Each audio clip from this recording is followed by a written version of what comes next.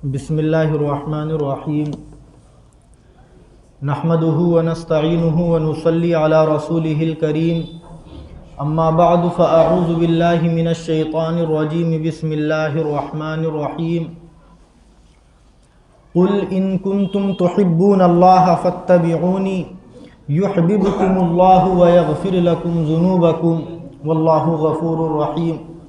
وقال النبی صلی اللہ تبارک و تعالی علیہ وسلم من احیا سنتی فقد احبنی ومن احبنی کان معی فی الجنہ او کما قال علیہ الصلاۃ والسلام۔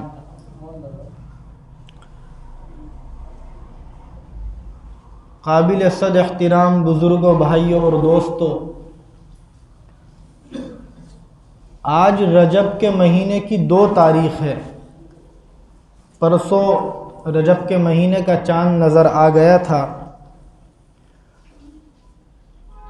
احادیث میں آتا ہے کہ اللہ کے نبی علیہ الصلاۃ والسلام جب ماہ رجب کا چاند دیکھتے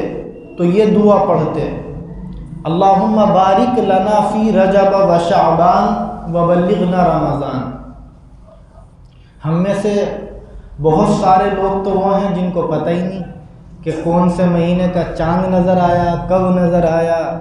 اسلامی آج کیا تاریخ ہے، کون سا سال چل رہا ہے۔ اس لیے آپ سب یہ دعا اگرچہ پڑھنی تو پرسوں تھی جب چاند دیکھا ہم نے، لیکن اب پڑھ لیں تاکہ اس دعا کی برکت سے اس رجب کے مہینے میں ہمارے لیے برکتیں پیدا ہو۔ آپ کہا کرتے تھے رجب کا چاند دیکھنے کے بعد اللہم بارک لنا، اے اللہ ہمارے لیے برکت پیدا فرما، فی رجب و شعبان، رجب اور شعبان کے مہینے میں۔ یہ جو رجب کا مہینہ ہے اس میں اور اس کے اگلے مہینے ماہ شعبان میں، وبلغنا رمضان، آپ فرماتے تھے کہ اے اللہ ہمیں رمضان کے مہینے تک پہنچا دے، یعنی رمضان المبارک کا مقدس مہینہ ہماری زندگیوں میں آئے اور ہم اس نیکیوں کے مہینے میں زیادہ سے زیادہ عبادتیں کر کے نیکیاں اپنے اعمال نامے میں درج کروا سکے۔ تو یہ دعا پڑھنے کا ہم اہتمام کیا کریں ہر مرتبہ جب بھی ماہ رجب کا چاند نظر آئے۔ گزشتہ ہفتے اللہ کے نبی علیہ الصلاۃ والسلام کی سنتوں پر عمل کرنے کے تعلق سے کچھ احادیث ہمارے سامنے آئی تھی، اور ہم نے ان کے بعد کھانے سے متعلق چند اہم سنتوں پر مذاکرہ کیا تھا، صرف اس لیے کہ ہم اگر اللہ کے نبی علیہ الصلاۃ والسلام کی سنتوں کے بارے میں جانیں گے تو ہمارے لیے آپ کی سنتوں پر عمل کرنا آسان ہوگا، اور سنتوں پر عمل کرنا ہم سب کے لیے بہت ضروری بھی ہے، اس کے فضائل بھی ہیں اور یہ آخرت میں درجات کی بلندی کا سبب بھی ہے۔ اللہ نے قرآن کریم کے اندر فرمایا: اے نبی آپ کہہ دو اگر تم اللہ سے محبت کرتے ہو تو تم میری اتباع کرو، یعنی اگر ہم لوگ یہ کہتے ہیں کہ ہمیں اللہ تعالیٰ سے محبت ہے تو اس محبت کے دعوے میں ہم اس وقت سچے اتریں گے جب ہم اللہ کے نبی علیہ الصلاۃ والسلام کی اتباع کریں، یعنی آپ کی سنتوں کو فالو کریں، ہر چیز میں ہم آپ کی اتباع کرنے کی کوشش کریں، ہر کام میں آپ علیہ الصلاۃ والسلام کی سنت کو زندہ کرنے کی کوشش کریں۔ اس کا فائدہ یہ ہوگا، اللہ کے نبی صلی اللہ علیہ وسلم ارشاد فرماتے ہیں کہ جو مجھ سے محبت کرتا ہے اس کو چاہیے کہ وہ میری سنت کو زندہ کرے۔ فرمایا من احیا سنتی فقد احبنی، جس نے میری سنت کو زندہ کیا، جس نے میری سنت کو فالو کیا، میرے طریقے کے اوپر اس نے عمل کیا، گویا اس نے مجھ سے محبت کی۔ ومن احبنی کان معی فی الجنہ، اور جو مجھ سے محبت کرے گا وہ جنت میں میرے ساتھ میں رہے گا۔ اللہ ہم سب کو اتباع سنت کی اور اللہ کے نبی علیہ الصلاۃ والسلام کی معیت فی الجنت کی توفیق نصیب فرمائے۔ صحابہ کرام رضی اللہ تعالی عنہم اجمعین جو اللہ کے نبی علیہ السلام کی سنتوں کو ہم تک پہنچانے والے ہیں، انہوں نے خود سنتوں کے اوپر کتنا عمل کر کے دکھایا، ہم شاید اس کا تصور بھی نہیں کر سکتے۔ انہوں نے اللہ کے نبی علیہ السلام سے محبت کا جو معیار پورا کر کے امت کے سامنے پیش کیا، شاید ہم اس کے 10ویں حصے پر بھی عمل نہ کر سکے۔ روایتوں میں آتا ہے، امام طبرانی رحمۃ اللہ علیہ نے المعجم الاوسط میں ایک روایت ذکر کی حضرت عائشہ رضی اللہ تعالی عنہ کے حوالے سے۔ وہ فرماتی ہیں کہ ایک مرتبہ ایک شخص نے اللہ کے نبی علیہ السلام کی خدمت اقدس میں حاضر ہو کے سوال کیا کہ یا رسول اللہ متی تقوم الساعہ، قیامت کب آئے گی؟ آپ نے ارشاد فرمایا ما اعددت لہا، آپ نے قیامت کے لیے کیا تیاریاں کر رکھی ہے؟ یعنی پوچھتے تو ایسے ہو جیسے شاید اچھی خاصی تیاری کر رکھی ہو۔ آپ نے جب اس سے یہ پوچھا کہ تم نے کیا تیاریاں کی ہے آخرت کے لیے، تو اس نے کہا اے اللہ کے رسول،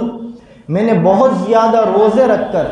بہت زیادہ نمازیں ادا کر کے، بہت زیادہ نیکیاں کر کے آخرت کی تیاری نہیں کی، وَلَكِنِّي أُحِبُّ اللَّهَ وَرَسُولَهُ یا رسول اللہ، لیکن اے اللہ کے رسول، میں اللہ سے اور اس کے رسول سے محبت کرتا ہوں۔ چنانچہ آپ نے جب ان صاحب کی زبان سے یہ جملہ سنا کہ میں اللہ اور اس کے رسول سے محبت کرتا ہوں، تو آپ نے ہم جیسے گنہگاروں کے لیے مسئلے کو حل کیا اور فرمایا المرء مع من احب وله ما اکتسب، کہ کل قیامت کے دن انسان کا حشر اسی کے ساتھ ہوگا جس سے اس نے دنیا میں محبت کی ہوگی، اور اس کے وہی اعمال کام آئیں گے جو وہ دنیا میں کر کے گیا ہوگا۔ حضرت انس رضی اللہ تعالی عنہ فرماتے ہیں کہ میں اس وقت میں موجود تھا، میں نے دیکھا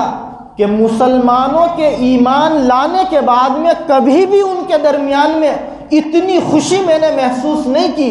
جتنی صحابہ نے یہ جملہ سننے کے بعد میں خوشی کو محسوس کیا۔ المرء مع من احب، کہ انسان کل قیامت کے دن اسی کے ساتھ میں ہوگا جس کے ساتھ اس نے دنیا کے اندر محبت کی ہوگی۔ اس لیے صحابہ کا محبت کا یہ معیار تھا کہ ہم اس کا تصور بھی نہیں کر سکتے۔ چنانچہ اندازہ لگائیں صحابہ کے کچھ واقعات سے۔ ایک صحابی ہیں حضرت انس ابن مالک رضی اللہ تعالی عنہ، جنہوں نے اللہ کے نبی علیہ السلام کی 10 سال خدمت بھی کی۔ وہ فرماتے ہیں کہ میں نے اللہ کے نبی کی 10 سال خدمت کی، فما قال لی اف،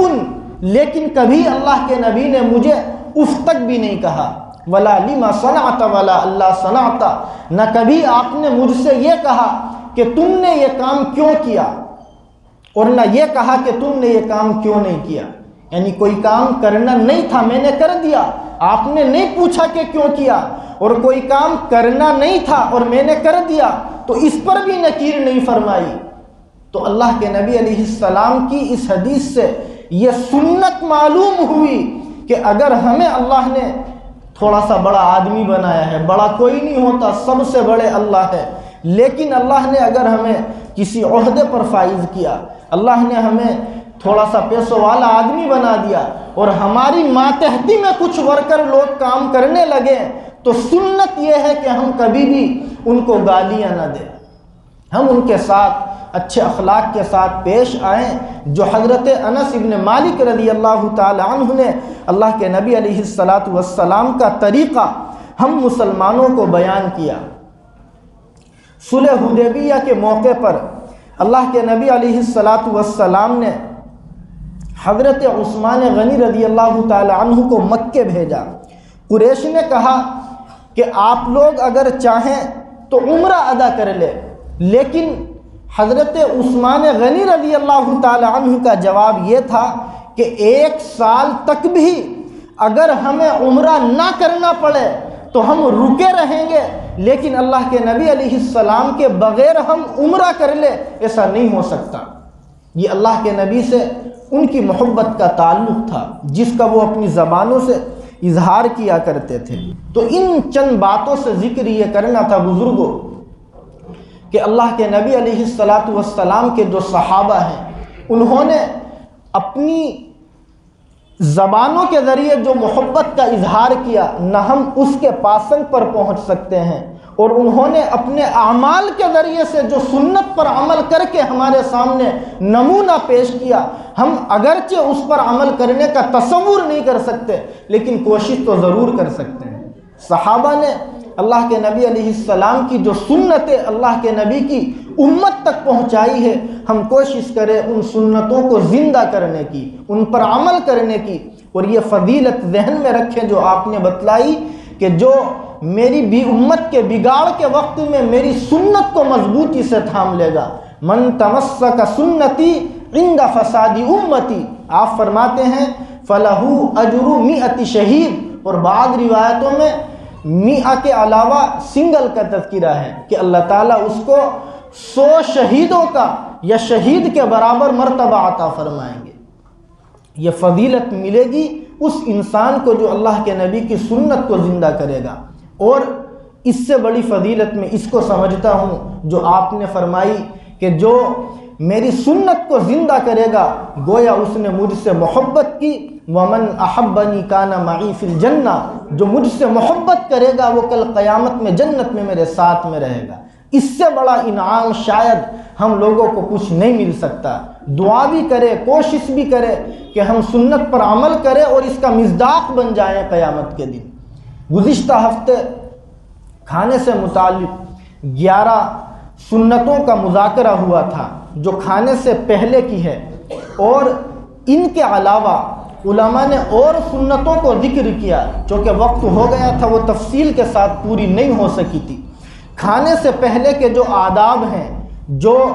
اللہ کے نبی علیہ السلام نے بیان فرمائے ہیں یا صحابہ نے آپ کو دیکھ کر امت کے سامنے رکھے ہیں، وہ آ چکے ہمارے سامنے۔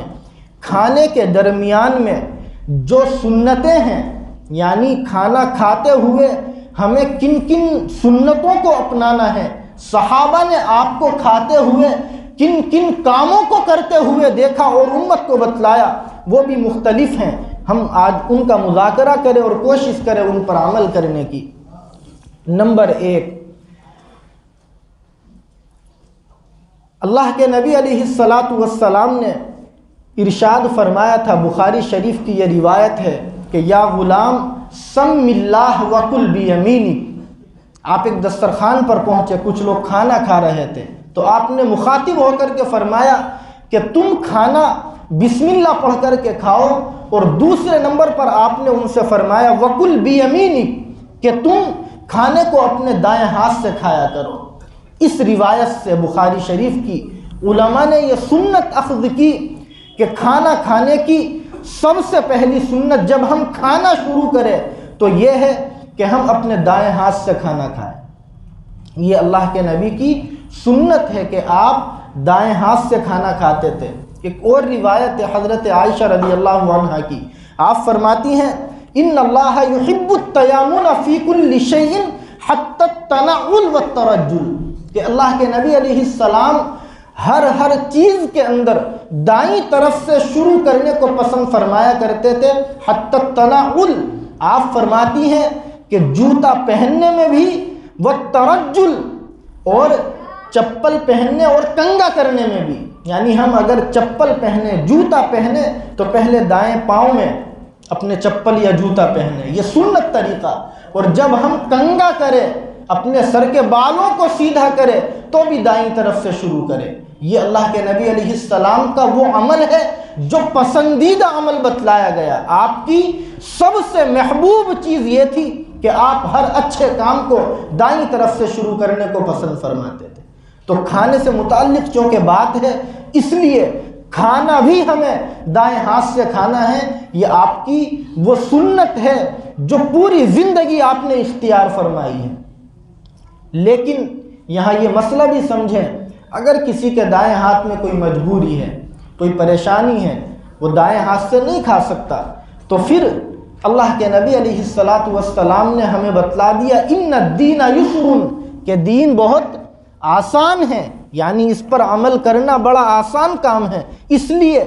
جیسے سہولت ہو آپ ویسے کھانا کھا لیں، بائیں ہاتھ سے کھائیں یا دوسروں کا سہارا لے کر کے کھائیں، شریعت نے مجبور نہیں کیا ہے۔ دوسری سنت علماء نے کھانے کی یہ لکھی ہے، کھانے کے درمیان کی، کہ ہم چھوٹا چھوٹا لقمہ بنا کر کے کھانا کھائیں،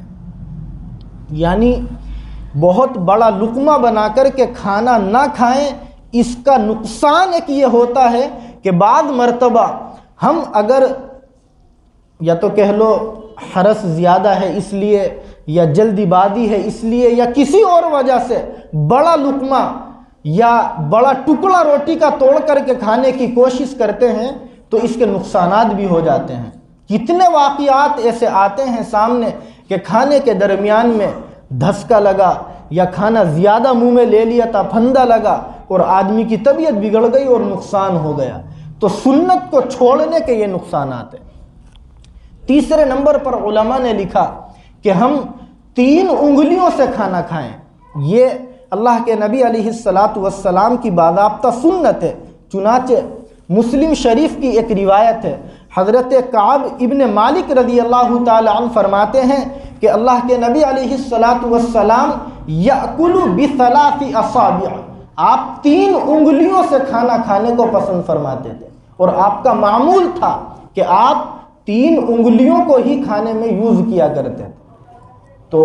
اس چیز کو سنت سمجھ کر ہم عمل میں لانے کی کوشش کریں۔ نمبر 4، کھانے کے درمیان کی سنت یہ لکھی ہے علماء نے چوتھے نمبر پر کہ ہم اپنے سامنے سے کھانا کھائیں۔ کیوں؟ اللہ کے نبی علیہ السلام نے بخاری کی روایت ارشاد فرمایا وَكُلْ مِمَّا يَلِيكَ، کہ تم کھانا اپنی طرف سے کھانا شروع کیا کرو۔ اور ہم اس چیز کو اچھا سمجھتے بھی نہیں ہیں کہ اگر ایک پلیٹ میں، بڑی پلیٹ ہو، بہت سے علاقوں میں چلتا ہے، ہمارے یہاں ساؤتھ کے علاقے میں میرا خود جانا ہوا، کئی لوگ ایک ساتھ بہت بڑی تشتری ہوتی ہے، کھانا ساتھ بیٹھ کے کھاتے ہیں۔ اب اگر آپ نے اس طرف سے کھانا اٹھا لیا یا کسی اور کے سامنے ہاتھ ڈال دیا تو اس کو وہ بھی آدمی اچھا نہیں سمجھے گا، اور اس میں سنت کی مخالفت بھی ہوگی۔ تو سنت طریقہ یہ ہے کل مما یلیک، کہ آپ کھانا اپنے سامنے سے کھائیں۔ لیکن اور روایتیں جن میں اللہ کے نبی علیہ السلام کے فروٹ کھانے کا یا کھجور کھانے کا تذکرہ ملتا ہے، ان سے علماء نے یہ مسئلہ یہاں لکھا کہ اگر بہت ساری مختلف قسموں کے کھانے یا پھل ہمارے سامنے دسترخوان پر موجود ہیں تو پھر آپ اس سنت کے اوپر بھی عمل کر سکتے ہیں کہ آپ کو جو چیز اچھی لگتی ہے، جہاں اچھی لگتی ہے وہاں سے وہ اٹھا کر کے کھا لیں۔ یعنی 5 پلیٹیں آپ کے سامنے ہیں تو 5 کی 5 آپ کے سامنے تو ہو نہیں سکتی، ایک اس کے سامنے ہے، ایک اس کے سامنے، ایک اس کے سامنے۔ تو جو چیز ہمیں جہاں اچھی لگے اس کو اٹھائیں، لیکن اس اٹھانے میں بھی ہمارے طرز عمل سے بے ادبی کا مظاہرہ نہیں ہونا چاہیے، یعنی اس میں بھی ادب اور سلیقہ ملحوظ رکھنا چاہیے۔ یہ سنت طریقہ ہے۔ نمبر 5، علماء لکھتے ہیں کہ برتن کے اطراف سے کھانا، یعنی درمیان سے برتن کے کھانا نہیں کھانا چاہیے، اور اس کی وجہ یہ لکھی ہے کہ اللہ کے نبی علیہ السلام نے ارشاد فرمایا ان البرکۃ تنزل وسط الطعام، کہ جب انسان کھانا کھاتا ہے تو اللہ کی طرف سے برکت کھانے کے درمیان میں اترتی ہے۔ اس لیے آپ فرماتے ہیں فَكُلُوا مِنْ حَافَتَيْهِ، کہ تم برتن کے کناروں کی طرف سے کھایا کرو، یعنی جیسے بڑی پلیٹ ہے، اب ہم درمیان میں ہاتھ ڈال کے پھر لقمہ بنا کر کے کھائیں تو یہ طریقہ سنت کے خلاف ہے۔ سنت یہ ہے کہ اس کے برتن کے کنارے کی طرف سے ہم کھانا اٹھانا شروع کریں۔ اللہ کے نبی علیہ السلام نے ذرا سی باتوں میں ہماری رہنمائی فرمائی، صاف الفاظ ہیں وَلَا تَأْكُلُوا مِنْ وَسْطِهِ، کہ کھانے کے درمیان سے کھانا اٹھا کر کے مت کھاؤ بلکہ کناروں سے لقمہ بناؤ۔ 6 نمبر پر علماء نے یہ سنت لکھی کہ کھانے کو خوب چبا کر کے کھانا کھائیں، یعنی جتنا زیادہ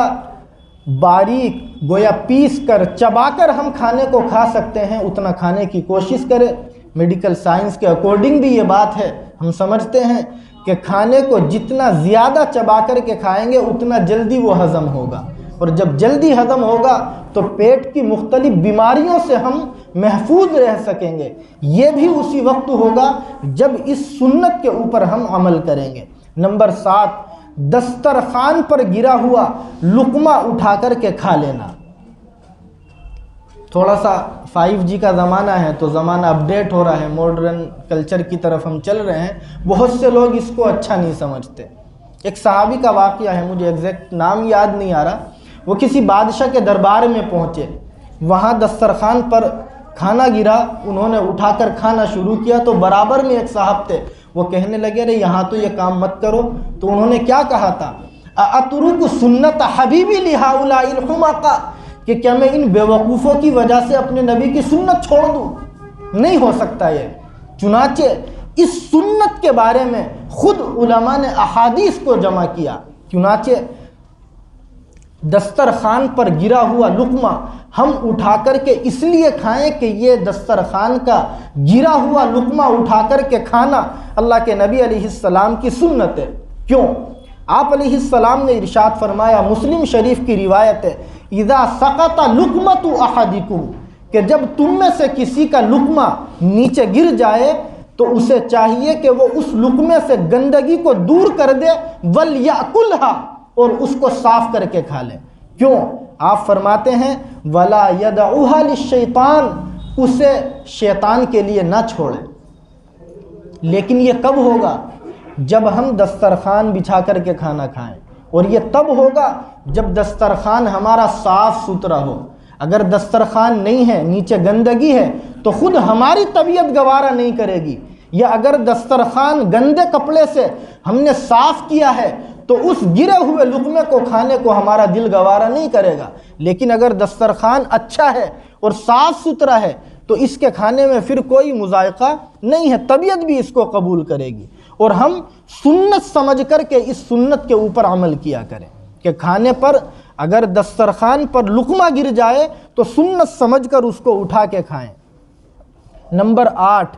علماء لکھتے ہیں کہ اگر شروع میں بسم اللہ پڑھنا ہم بھول جائیں تو یاد آنے پر بسم اللہ اولہ و آخرہ پڑھ لیا کریں۔ ذرا کہیں اس کو، کیا پڑھتے ہیں؟ بسم اللہ اولہ و آخرہ۔ یہ چونکہ درمیان کی سنتیں چل رہی ہیں اس لیے، اور کھانے سے پہلے کی جو سنتیں ہیں ان میں کھانے کے شروع کی بسم اللہ کا ذکر گزشتہ ہفتے آ چکا تھا۔ اس کا فائدہ یہ ہوگا کہ اگر ہم درمیان میں بسم اللہ پڑھ لیں گے، یہ والی بسم اللہ اولہ و آخرہ، تو جو شروع میں بسم اللہ نہ پڑھنے پر بے برکتی ہو سکتی تھی، اللہ اس سے ہماری حفاظت فرمائیں گے اور کھانے کے اندر برکتیں پیدا ہوگی۔ نوی سنت کھانے کے درمیان کی یہ ہے کہ جب کھانے میں مکھی گر جائے تو مکھی کو پورا کھانے کے اندر ڈبو کر پھر اس کو پھینک دے، اور کھانے کو اگر ہمارا دل قبول کرے تو کھانا کھا لے۔ کیوں؟ اللہ کے نبی علیہ السلام نے ارشاد فرمایا کہ اذا وقع الذباب فی شراب احدکم، کہ جب تم میں سے کسی کے مشروب میں، پینے کی چیز میں مکھی گر جائے تو اسے چاہیے کہ پوری کو ڈبو کر پھر اسے پھینک دے، اور اس کی وجہ آپ نے یہ فرمائی فَإِنَّ فِي أَحَدِ جَنَاحَيْهِ دَاءً، کیونکہ اس کے ایک پر کے اندر بیماری ہوتی ہے اور دوسری کے اندر شفا ہوتی ہے، اور وہ اپنے اس پر کو جس میں بیماری ہوتی ہے پہلے نیچے کو ڈالتی ہے۔ اس پر باضابطہ ریسرچ ہوئی ہے۔ ہمارے ایک دوست ہیں ڈاکٹر جلیس اختر، ان کے بڑے بھائی MS ہے، یعنی ڈاکٹری کی بہت اونچی ڈگری انہوں نے لی ہوئی ہے، پلاسٹک سرجن ہے وہ ماشاءاللہ۔ ایک دن انہوں نے مجھے انگلش کی ایک پوری پوسٹ بھیجی،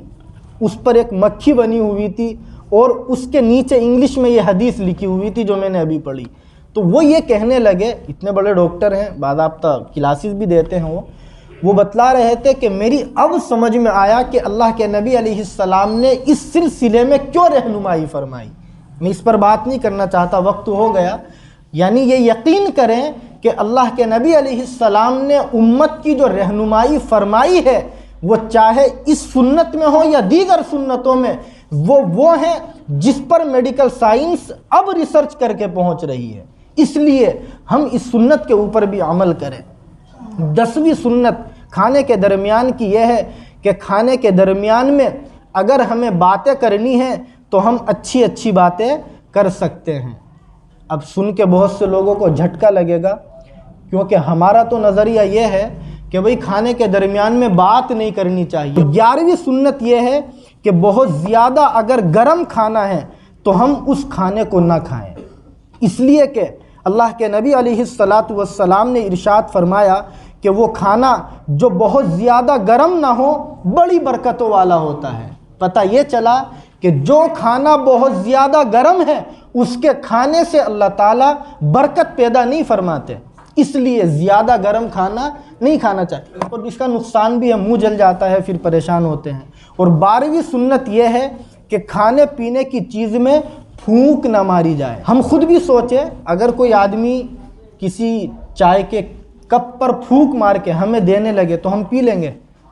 اور اگر کوئی میڈیکل سائنس کو جانتا ہو تو وہ تو ڈانٹ بھی دے گا اس کو کہ بھئی تیرے پھونک مارنے سے اس میں کیٹاڑو پیدا ہو گئے، اب تو ہمیں بیمار کرے گا۔ آج کل تو کورونا کا ویسی دور ہے، اس لیے اللہ کے نبی علیہ السلام نے اس زمانے میں بتلا دیا کہ تم کھانے کی چیزوں میں پھونک مت مارا کرو۔ اور آخری سنت 13ویں جو کھانے کے درمیان کی ہے وہ یہ ہے کہ ہم ٹیک لگا کر کے کھانا نہ کھائیں، اس لیے کہ اللہ کے نبی علیہ السلام کے بارے میں بخاری شریف میں یہ لکھا ہے، آپ نے خود اپنے بارے میں فرمایا لا آکل متکئا، کہ میں ٹیک لگا کر کے کھانا نہیں کھاتا۔ اور اس کی وجہ علماء نے یہ لکھی ہے کہ ٹیک لگا کر کھانا کھانے میں تکبر کا پہلو غالب آ جاتا ہے، اور آپ نے یہ ارشاد فرمایا انا آکل کما یاکل العبد، میں اس طریقے سے کھانے کو پسند کرتا ہوں جس طریقے سے ایک نوکر اور ایک غلام کھانے کو پسند کرتا ہے۔ اس لیے ان کھانے کے درمیان کی سنتوں کو ہم فالو کریں اور کوشش کریں کہ ہماری پوری زندگی سنتوں کے مطابق گزرے۔ اللہ تعالی عمل کی ہم سب کو توفیق نصیب فرمائے۔ وآخر دعوانا ان الحمد للہ رب العالمین۔